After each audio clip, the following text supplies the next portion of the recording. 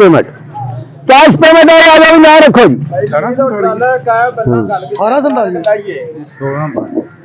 हाजी साहब हूँ चलो मैं भेजना मुंशी गर्मा गर्म बोली दे अगे लिया सट मुंशी नवीद नू भाई नवीद और ट्राला वेख क्या हाजी अरशद का जड़ा आया वो है इन्हों की दुकान से बजाज कमीशन ना रखो जी कैश पेमेंट आए जी ना रखो जी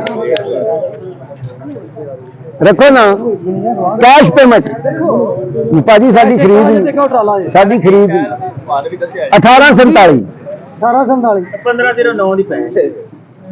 ना रखो जी कैश पेमेंट वाले 2200 रुपया जी 2200 रुपया जी 2205 जी 2250 जी 55 जी 60 जी 65 जी 70 जी 75 जी 80 जी 85 जी 90 जी 95 जी पूरा 2300 जी 5 रुपए जी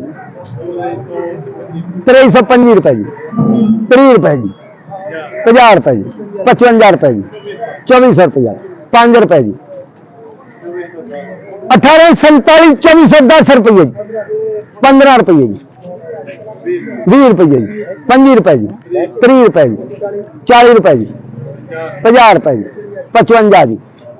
2500 रुपया 5 रुपए जी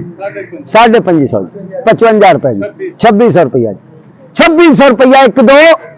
इताद कमीशन छाप देना 3